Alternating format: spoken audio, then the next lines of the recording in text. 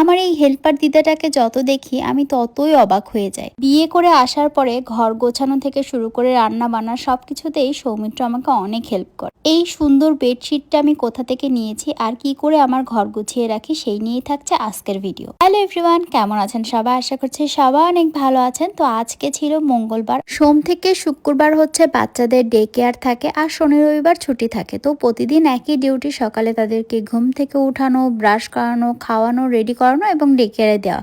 এটা আমার প্রত্যেক দিনের কাজ। অনেক আপুরা কৌতূহল বশত জিজ্ঞাসা করেন যে আপু, আপনার বড় সন্তান তো অনেক বড় হয়ে গেছে, ও কি একা একা কিছুই করতে পারে না, নিজে নিজে কিছুই করতে পারে না? হ্যাঁ, শাশা সব কিছুই করতে পারে, নিজে নিজে খেতে পারে, ব্রাশ করতে পারে, নিজের জামা কাপড় নিজেই পরতে পারে। শুধু শাশা না, গোল্লাবাবু কিন্তু নিজের কাজটা নিজেই করতে পারে। কিন্তু তারপরেও ওই যে আমাদের বাঙালি মায়েদের মন বলে একটা কথা আছে না, যে মায়ের মন বাচ্চা সবসময় ছোটই থাকে। আর সাত্বিকের বিষয়টা হয়েছে যে গোল্লা আসার পরে সবাই ওকে অনেক বেশি বড় মনে করে, কিংবা ওর বিহেভিয়ারটাই এরকম যে ওকে অনেক বেশি বড় ম্যাচুরিট লাগে, কিন্তু ও কিন্তু অনেক ছোট। তো এইদিকে পোলাপানদেরকে ডে কেয়ারে রেখে আমরা একটু কেনাকাটা করতে আসলাম। এই ঘরের টুকিটাকি কেনাকাটা আর কি, টয়লেট টিস্যু, একটু পারফিউম, এই সব আর কি, বিস্কিট, কলা, এইগুলোই আর কি। তো আমার একটু মনে হলো যে একটু জুস টাইপের কিছু খাই। তো কি খাই করতে করতে ভাবলাম এই মিক্স ফ্রুট জুসটাই নিয়ে নিই। তো কেনাকাটা করে আজকে আবার তাড়াতাড়ি বাসায়ও ফিরতে হবে, কারণ এরপরেই হেল্পার দিদা আসবে। একটা সময় ছিল যে আমি ঘুম থেকে উঠে ব্রাশ করে আগে কোকা কোলা খেতাম, মানে এত পরিমাণ নেশা ছিল। তো এখন কিন্তু ডায়েট করার পরে আমি কোনো প্রকার সফট ড্রিঙ্কস খাই না। তো এই যে আমরা বাসায় ঢুকতে না ঢুকতে আমার হেল্পার দিদাও চলে আসলো। আর এই হেল্পার দিদাকে তো আপনারা অনেকেই চেনেন, যারা চেনেন না তাদের জন্য বলি, এই হেল্পার দিদাটা আমরা এই বাড়িতে যখন উঠি কিংবা আমরা যখন বাড়ি কিনি তখন থেকে আমার বাসায় কাজ করে। আপনারা অনেক আপুরাই বলেন আপু একদিন তোমার বাড়িটা ঘুরিয়ে দেখাও। আসলে কি ঘুরায় দেখাবো বলেন, আমার ওপর তলা হচ্ছে 3টা রুম, তার মধ্যে এই রুমটা হচ্ছে অফিস রুম বানায় নিছে।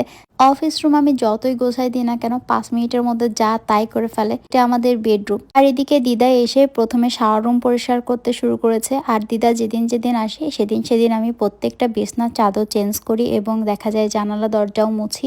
দিদা মাসে 4 দিন আসে, মানে সপ্তাহে 1 দিন করে। আবার কোনো মাসে দেখা যায় সপ্তাহে 6 দিনও আসছে। এটা আমার উপরে ডিপেন্ড করে যে আমার কি কি কাজ করানো লাগবে কিংবা কি কি হেল্প লাগবে। তো এই যে বললাম আমাদের ওপর তলায় হচ্ছে 3টা রুম, শাওয়ার রুম আর একটা টয়লেট। তো আমাদের 3টা রুমের মধ্যে একটা রুম অফিস, আর এই রুমটা হচ্ছে মূলত গেস্ট রুম। দেশের মতো ওইভাবে বিদেশে কেউ কারোর বাড়িতে এসে থাকেও না, অত সময়ও কারোর নেই। তো এখন মূলত এই ঘরটা আমি আমার ড্রেসিং রুম হিসাবেই ব্যবহার করি। আমার পিয়ারে জামা কাপড় কিংবা আমার শাড়ি রাখা কিংবা রেডি হওয়া এই কাজেই ব্যবহার করি। যেহেতু সামনে ঈদ, তাই দেশ থেকে অনেক পেয়ার আসছে, আর এই পেয়ারগুলো সব আমি এই রুমেই রাখছি। দেখা যায় যেদিন আমি শ্যুট করতে যাই কিংবা আমি ফ্রি থাকি সেদিন একবারে 2-3টা শাড়ি কিংবা 2-3টা ড্রেসের শ্যুট করে আসি, সেটাই 1 সপ্তাহ কাজে লাগাই। আর যেদিন বাইরে ছবি তুলতে যাই সেদিন তো দেখা যায় সারাদিনই পার হয়ে যায়, বাসায় এসে কোনো রকম ড্রেস চেঞ্জ করে আবার পোলাপান আনতে যাই। তো জামা কাপড় ওরকমই অগোছালো হয়েই থেকে যায়। আর বাচ্চারা ডে কেয়ার থেকে আসার পরে আমি পারতপক্ষে আমার পার্সোনাল কাজ কিংবা ফোন হাতে নেওয়া কিংবা ভিডিওর কাজ না রাখার চেষ্টা করি। পুরাটা সময়ই ওদেরকে দেওয়ার চেষ্টা করি, কারণ সকাল থেকে ওরা অনেকটা সময় ডে কেয়ারে থাকে। তো বাসায় আসার পরে আমি ওদেরকে বেশি সময় দেওয়ার চেষ্টা করি। তো ওই আর কি, আমার প্রত্যেক দিন আর ঘর পরিষ্কার করা হয় না, একদিন গুছিয়ে রাখি, তারপরের সপ্তাহে আবার যখন হেল্পার দিদা আসে তখন আবার গুছাই। তো এরকমই হয়। আগে যেমন জাপানে প্রতিদিনই অফিসে যাওয়া লাগতো, কিন্তু এখন করোনার পর থেকে অনেক অফিসই ওয়ার্ক ফ্রম হোম করে দিয়েছে, মানে প্রত্যেক দিন আর অফিসে যেতে হয় না, বাসা থেকেই অফিস করা যায়। আর যেহেতু সৌমিত্র বাসায় থাকে তাই অধিকাংশ কাজেই সে আমাকে হেল্প করে দেয়। বিশেষ করে রান্নাটা তো আমার করতেই ইচ্ছা করে না, অধিকাংশ দিন সেই রান্না করে।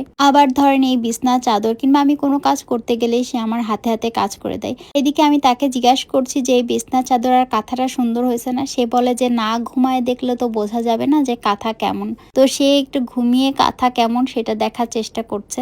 আর এদিকে বিছনা চাদর এলোমেলো হওয়ার জন্য আমার তো মাথা গরম হয়ে গেছে। তা আমি বললাম আগে তুমি বিছনা চাদর শার্ট করো, তারপরে কথা বলো। আমার রুমের অধিকাংশ বিছানার চাদরই হালকা কালার কিংবা সাদার মধ্যেই থাকে, আর এইগুলো সবই আমার মা দেশ থেকে পাঠায়। আর এখন তো আরো সুবিধা হয়েছে, আগে তো মা দোকানে যে ফোন দিয়ে আমাকে দেখাতো, আর এখন আমি অনলাইনে দেখেই অর্ডার করে ফেলি। এটা আমার অনেক বেশি সুবিধা হয়েছে। তো বেডশিট চেঞ্জ করার পরে আমি একটু বেডের চারপাশে কিংবা জানালা দরজা সবকিছুই মুছে নিলাম, আর একটু ভ্যাকুয়ামও দিয়ে নিলাম। যেহেতু আমরা এই বিছানায় কেউ ঘুমাই না, আর এই রুমে আমি ছাড়া খুব একটা কেউ আসেও না, তাই এই নকশি চাদরটা এই রুমেই পাতলাম যে 2-3 মাস চেঞ্জ না করলেও হবে। এবার বলি এই নকশি চাদরটা কিংবা নকশি কাঁথাটা আমি কোন পেজ থেকে নিয়েছি, আর কোয়ালিটি তো আপনারা নিজে চোখেই দেখতে পাচ্ছেন। এই নকশি কাঁথা চাদরটা নিয়েছি নকশি কাঁথার মাঠ ফেসবুক পেজ থেকে।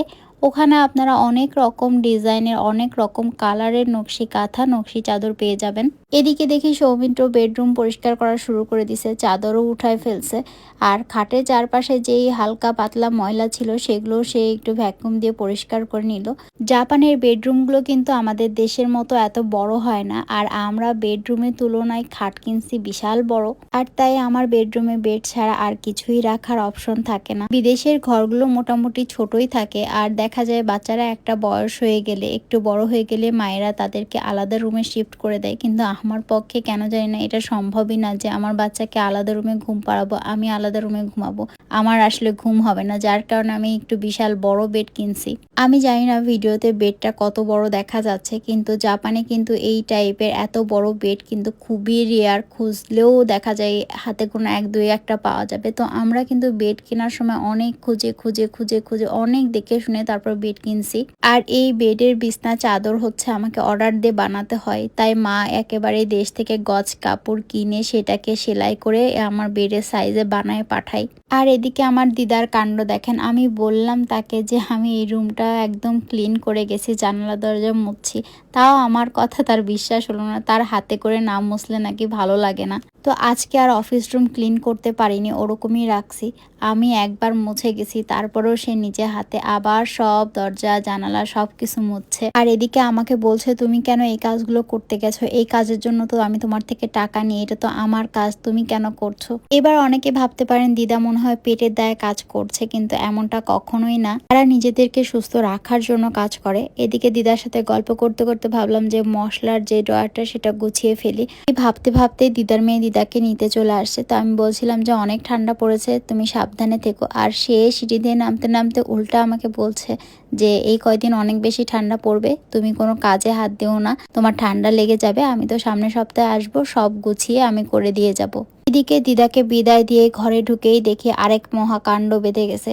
আমি বিছনার চাদর যেগুলো গুছিয়ে রেখে আসছিলাম সেগুলো সে সব উঠাচ্ছে। কেন উঠাচ্ছে? কারণ বেডরুমে যেই কার্পেটটা আমি পাতবো ভেবেছিলাম সেই কার্পেটটা ঠিক বিছনার নিচে না দিলে ভাঁজ হয়ে থাকছে। এই জন্য সে খাটের সব কিছু নামায়ে একদম সব পরিষ্কার করে এখন আবার ছেলেদেরকে আনতে যাচ্ছি।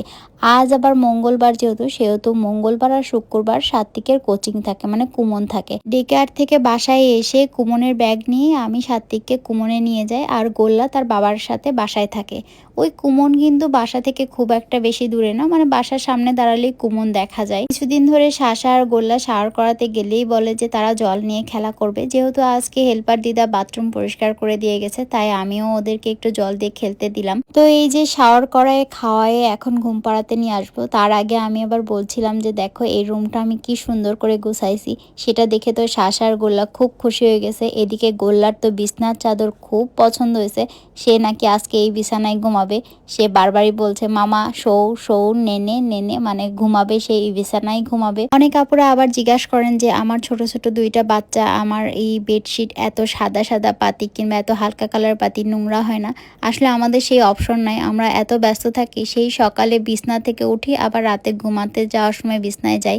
আর ছুটির দিনগুলোতে যদি বাসায় থাকি তাহলে দেখা যায় আমাদের লিভিং এ বেশি সময় কাটানো হয়, যার কারণে দেখবেন আমার সোফার উপর একটা কালারফুল চাদর পাতা থাকে। তো এই যে এখন বাজে রাত 9টা, আর এখন বাচ্চাদেরকে ঘুম পাড়াতে নিয়ে আসলাম। সারাদিনের এই ব্লগটা কেমন লাগলো অবশ্যই কমেন্টসে জানাবেন। তো ভালো থাকবেন, দেখা হবে নেক্সট কোনো ব্লগে। টাটা।